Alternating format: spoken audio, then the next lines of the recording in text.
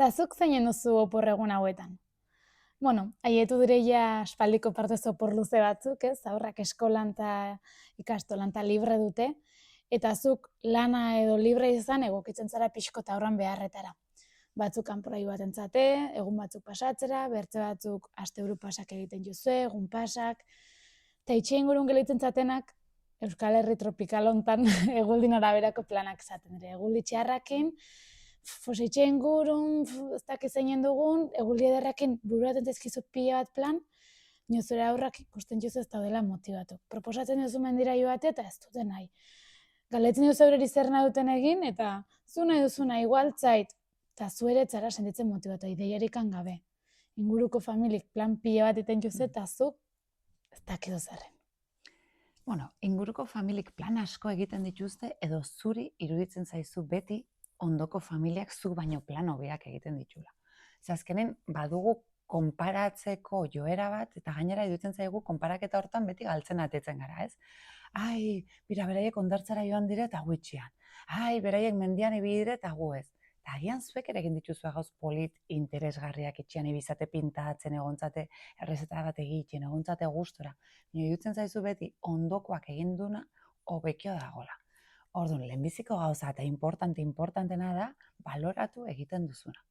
Azkenin, konparaketa ongi dago ideia berriak hartzeko, konparaketak baitare isten altzaitu eta blokeatzera eraman, ez? Erran, ai ama, eta jo, denek dakite eta nik ez. Eta denek ongi egiten dute eta nik ez. Eta nire semea edo alaba gaixua, ze bat okatu zaio olako ama bat, olako atxa bat. Orduan, haitz importantea, distantzia pixko bat hartu eta erran, beraiek haitz plan honak egite dituzte, gustatzen bazait, hartuko neretako bat. Eta hortaz aparte, haitz importantea da pixkat ulertzea aurra ze fasetan dagoen. Ez da gauza bera 2 urteko haur txiki bat izan edo 12 urteko bat. Ez? Adinan arabera planak ere oso desberdina dire. Orduan, 0-3 aurrak zer behar dute? Pixko bat gorputzakin esperimentatu. Hilabetea balin baditu, manta bat jarri lurrean eta eman aukera mugitzeko. Urtetxo bat balin badu, altura maldatxo batzuk eta pixko bat jolastu bere gorputzan oreka desoreka horrekin.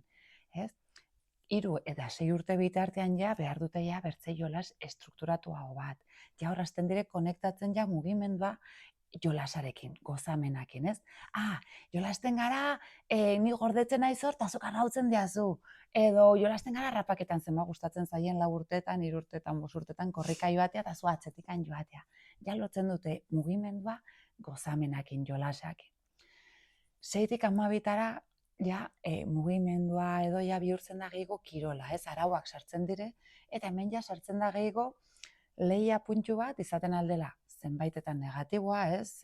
Hobea naiz edo txarragoa naiz, hor sartzen alda autoestima eta historia horiek, edo baitare sartzen alda, bi talde gara, eskubaloian ari gara, eta horrek motivazio bat ematen dit, ez? Nik gol gehiago sartu nahi ditut, taldeakin batera partidua irabazteko, partidua bukatzeko laguna gara, edo futbolean, edo saskibaloian, ez? Sartzen direia talde jolasak. Eta lehia horrek edo talde jolas horrek aurrei ematen di aukera motibatzeko eta puntu bat aratago joateko, ez? Erronka puntu hortan sartzeko. 12-16 urtetan zer nahi dute edo zer gustatzen zaie? Pixko bat adrenalina gehiagoko jolasak. Gustatzen zaie, eramaten badituzut rafting egitera, edo eskalada, edo skatepark batera, ez? Gustatzen zaie pixko bat, mugimendua adrenalinakin, erronka, baina ja nire gorputza probatu, ez? Mugak bilatzen. Horregatik, batzutan zer pasatzen da, adin desberdinetako aurra dituzula. Orduan, komplikatuxeagoa da. Baina ulertzen bali maduzu, adin bakotxan aurrak zer behar duen, zuretzat ere asko zerrexago izango da, beretzat egokiak diren plan haiek proposatzea. Eta hori behinon askoz importantegoa, konstantzea. Agian gaur proposatzen diozu mendira buelta bat menbatera joateko, eta etzaio gustatzen, lehenbiziko malda nekatzen da, kaskartzen da, eta duzu, gure familian mendira joateko planak ez dute balio. Behinon, gaur joaten balin bazara, hemendikan 3 astetara berriz, hemendikan 2 hilabetetara berriz, eta hemendikan 2 hilabete terdira berriz, poliki ohitura bat sortzen hasten zara. Eta ja aurra konturatzen da, lehenbiziko gune nekatu zela, baina urrengo astean joan zelekan agian hobekio pasatu zula. Eta urrengoan harrapatu zitula marigorri batzuk, eta marigorrekin egintzen duten horrezakitze ez? Bihurtzen alduzu hasieran desatsegina den momentu bat, atsegina. Edo, desatsegina den momentu txiki bat, agian mendira joan zineten egun guztia eta ordu erdi bat pasazuna zerre. Gainontzeko guztian gustura egon zen. Orduan, importantea da konstantzia. Ez desesperatu lehenbiziko aldia ez erraten dizulikan. Zu segi saiatzen, segi proposamenak egiten. Aldik eta egokienak bere adinerako, eta joan probatzen, aber zer gustatzen zaion zure txikiari. Zetzaile denei gustatu beharrekan eskubaloia. Agian, imaginatu 8 urte ditula, probatzen dula futbola, eta eskubaloia, agian, baloiakin ez daungi moldatzen, igeriketan gozatzen du.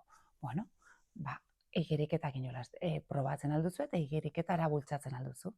Edo imaginatu, etzaiola gustatzen laizterka ibiltzeaz, erortzen da, eta hori, baina kanpora joaten zatelikan harritxoekin, adarrekin egiten aldituzue gauzak, eta 5 urte bali baditu gozatuko du.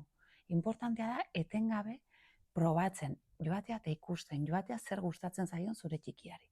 Eta horretan beti pauso bat aratago joaten laguntzea.